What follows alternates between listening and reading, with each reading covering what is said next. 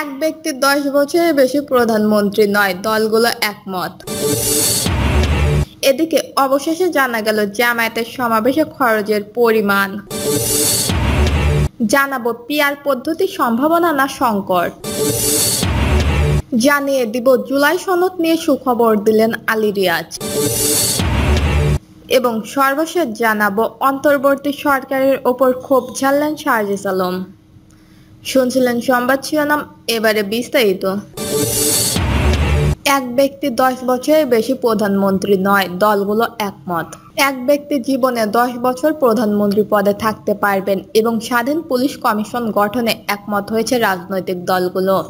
তিনি বলেন, আমরা একটা বিষয়ে একমত হয়েছিলাম, কিন্তু সেটা বলা হয়নি। সেটা হলো প্রধানমন্ত্রী 10 বছর মেয়াদের দায়িত্ব পালন করবেন। সনদে প্রধানমন্ত্রীর মেয়াদ 10 বছর উল্লেখ করব। এই সময় তিনি প্রশ্ন তোলেন, এই বিষয়ে আমরা কি একমত হয়েছি? এই বিষয়ে সালাউদ্দিন আহমেদ সাহেব একটা শর্ত দিয়েছিলেন, সেটা কি এখনো আছে? পরে বিএনপি স্থায়ী কমিটির সদস্য সালাউদ্দিন আহমেদ বলেন, আমরা একবার বলেছি 10 বছরের বেশি কোনো ব্যক্তি প্রধানমন্ত্রীর পদে বহাল থাকবেন না। আমি বলেছিলাম সংবিধান ও সংবিধিবদ্ধ প্রতিষ্ঠানের নিয়োগ কমিটি থাকবে, বিষয়টি মানব না। আমরা এ হাউসে মতামতের ভিত্তিতে নির্বাচন কমিশনের নিয়োগ সংক্রান্ত বিধান সংবিধানে যুক্ত করব। এর বাইরের বিষয়ে আলোচনা হলে আমাদের শর্ত বহাল থাকবে। আশা করি সেটা বিবেচনা করবেন। এখন 10 বছরের বিষয়ে আপনারা ঘোষণা দিতে পারেন, বরং এটা আমাদের প্রস্তাব। এর আগে আলোচনার শুরুতে বাংলাদেশ পুলিশ পেশাদারত্ব ও জবাবদিহিতা নিশ্চিত করতে স্বাধীন পুলিশ কমিশন গঠনের প্রস্তাবে রাজনৈতিক দলগুলোর সামনে উপস্থাপন করেছে জাতীয় ঐকমত্য কমিশন। পরে দলগুলো আলোচনা করে স্বাধীন পুলিশ কমিশন গঠনে একমত হয়, তবে আইনি কাঠামো নিয়ে আলোচনা করা হয়। অবশেষে জানা গেল জামায়াতের সমাবেশে খরচের পরিমাণ। রাজধানীর সোহরাওয়ার্দী উদ্যানে গত 19 জুলাই সবচেয়ে বড় জাতীয় সমাবেশ করে বাংলাদেশের জামায়াতে ইসলামী। সমাবেশকে কেন্দ্র করে কয়েক হাজার বাস ভাড়া নেওয়ার পাশাপাশি রিভার্স করা হয় লঞ্চ, ট্রেন সহ বহু যানবাহন। ব্যানারে ফেন্টুরে সজ্জিত করা হয় পুরো ঢাকা। তাই অনেকের মনে প্রশ্ন জাগে, এত বড় সমাবেশ করতে কত টাকা খরচ হয়েছিল জামায়াতের? সোশ্যাল মিডিয়ায় অনেকেই আবার খরচের পরিমাণ 100 থেকে 200 কোটি টাকা ছাড়িয়েছে বলে দাবি করেছেন। অবশেষে বিষয়টি নিয়ে কথা বলেছেন খোদ জামায়াতের আমির ডক্টর শফিকুর রহমান। শুক্রবার রাজধানীর জামায়াতের রোকন সম্মেলনের একটি ভিডিওতে ডক্টর শফিকুর রহমানকে বলতে শোনা যায়, ঢাকায় একটা সমাবেশ হয়ে গেল, আমরা কি কাউকে চাঁদা তুলতে বলেছি? বলিনি। আমরা নিজেরাও কারো থেকে চাঁদা চাইনি। তিনি আরও বলেন, এখন কেউ কেউ বিশ্লেষণ করছেন সমাবেশে নাকি 100 থেকে 200 কোটি টাকা খরচ হয়েছে। আপনারা শুনবেন কত টাকা খরচ হয়েছে? অবশ্যই রোকন হিসেবে আপনাদের জানার অধিকার রয়েছে। আমার ধারণা ছিল 3.5 কোটিতে আটকে ফেলতে পারবো, একটু এদিক সেদিক হবে, এটি 3.5 কোটিতে পর্যন্ত পৌঁছাবে, এর বেশি নয়। আলহামদুলিল্লাহ, এখন যারা বেশি বিশ্লেষণ করার করতে পারেন। পিআর পদ্ধতি সম্ভাবনা না সংকট। গণতন্ত্রের মূল ভিত্তি হচ্ছে জনগণের মতামতের যথাযথ প্রতিফলন। তবে অনেক সময় ফার্স্ট প্যাস্ট দ্য পোস্ট নামে প্রচলিত ভোট পদ্ধতিতে তার সঠিক মূল্যায়ন দেখা যায় না। এই সংকট থেকে উত্তরণের উপায় হিসেবে বিশ্বের অনেক দেশে গ্রহণ করেছে প্রতিনিধিত্বমূলক নির্বাচন ব্যবস্থা।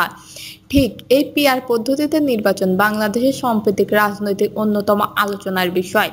সারা দেশে ত্রয়োদশ জাতীয় সংসদ নির্বাচনকে ঘিরে যখন নানা আলোচনা চলছে, সরকার ও রাজনৈতিক দলগুলো ভোটের প্রস্তুতি নিচ্ছে, ঠিক তখনই এই নিয়ে ব্যাপক চর্চা চলছে। আসলে পিআর পদ্ধতিতে নির্বাচন কি? ইতিহাস এর সুবিধা অসুবিধা কি?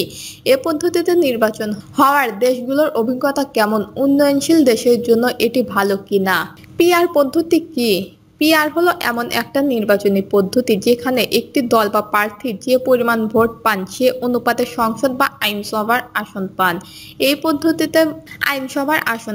এই পদ্ধতির মূল ধারণা ভোটের অনুপাতে আসন বন্টন, মানে 20% ভোট পেলে দলটি 20% আসন পাবে, তা সে একটি আসনেই সরাসরি বিজয়ী হোক বা না হোক।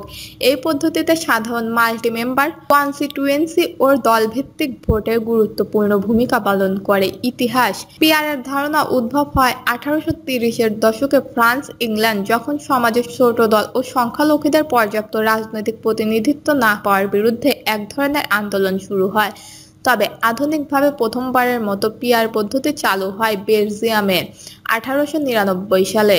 এরপর ইউরোপের বিভিন্ন দেশে ছড়িয়ে পড়ে, বিশেষ করে যুদ্ধ পরবর্তী সময়ে যখন রাজনৈতিক স্থিতিশীলতা ও প্রতিনিধিত্ব নিশ্চিত করা ছিল জরুরি। কোন কোন দেশে পিয়ার আছে? বর্তমান বিশ্বের 170টি গণতান্ত্রিক দেশের মধ্যে 91টিতে অর্থাৎ 54% দেশে পিয়ার পদ্ধতিতে নির্বাচন হয়। উন্নত দেশের সংগঠনে ওএসডি 36টি দেশের মধ্যে 25টি তথা 70% দেশে এ পদ্ধতিতে অনুসরণ করে নির্বাচন হয়। পিয়ার পদ্ধতির বর্তমান নেদারল্যান্ড, সুইজারল্যান্ড, ইসরায়েল, জার্মানি, দক্ষিণ আফ্রিকা, ফিনল্যান্ড, নরওয়েল্যান্ড, নেপাল প্রভৃতি দেশে চালু রয়েছে। এক এক দেশে এক এক ধরনের বাস্তবতা, মিশ্র, উন্মুক্ত তালিকা, বদ্ধ তালিকা অথবা জার্মানির মতো এএমপি বা মিশ্র পিয়ার ও সরাসরি নির্বাচন পদ্ধতিতে।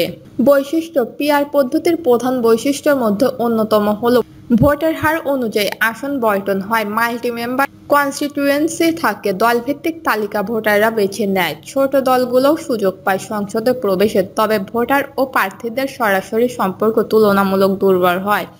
ধরন: পিয়ার পদ্ধতি সাধারণত তিন ধরনের হয়। মুক্ত তালিকা পদ্ধতি: দলগুলো ভোটের ভিত্তিতে তালিকাভুক্ত প্রার্থীদের মধ্যে থেকে আসন পায়। বদ্ধ তালিকা পদ্ধতি: দল ঠিক করে দেয় কে হবে সংসদের সদস্য। মিশ্র পদ্ধতি: কিছু আসনে প্রতীক ভিত্তিক, কিছু আসনে পিয়ার ভিত্তিক নির্বাচন হয়। জুলাই সনদ নিয়ে সুখবর দিলেন আলী রিয়াজ। জাতীয় ঐকমত্য কমিশনের সহসভাপতি অধ্যাপক আলী রিয়াজ জানিয়েছে, আগামীকালের মধ্যে সব রাজনৈতিক দলের জুলাই সনদের খসড়া দেওয়া হবে। তিনি বলেন, কমিটমেন্টের জায়গাগুলোতে একটা খসড়া কমিশন তৈরি করা হয়। কমিশন আগামীকালের মধ্যে সব রাজনৈতিক দলের কাছে পাঠাবে বিবেচনার জন্য। রোববার সকালে রাজধানীর ফরেন সার্ভিস একাডেমির রাজনৈতিক দলগুলোর সঙ্গে কমিশনের বৈঠক শুরু হলে তিনি এইসব কথা জানান। খসড়া নিয়ে কমিশনের আরও আলোচনা করা হবে কিনা জানিয়ে তিনি বলেন, এগুলো শব্দের ব্যাপারে যদি বড় রকমের মৌলিক ধরনের কোনো আপত্তি ওঠে তাহলে আমরা ফোরে আনবো, নাইলে আনবো না। আপনারা যদি মতামত দেন সেগুলোকে সন্নিবেশিত করে চূড়ান্ত সনদে প্রাথমিক বক্তব্যগুলো থাকবে, প্রক্রিয়াটাও থাকবে এবং কমিটমেন্টের যে জায়গাগুলো সেগুলোও থাকবে। আজকের আলোচনায় রাষ্ট্র পরিচালনার মূলনীতি, নাগরিকের মৌলিক অধিকার সম্প্রসারণ সংক্রান্ত প্রস্তাব, পুলিশ কমিশন নিয়ে আলোচনা হয়। এছাড়াও অন্যান্য অমীমাংসিত বিষয়েও আলোচনা করার কথা হয়েছে বলে জানান আলী রিয়াজ। দর্শক, এই ছিল এখনকার সর্বশেষ নিউজ। নিউজটি ভালো লাগলে একটি লাইক দিন, কমেন্টে আপনার মতামত জানান এবং আমাদের পাশে থাকার জন্য বেল বাটনটি অন করে রাখুন। ধন্যবাদ।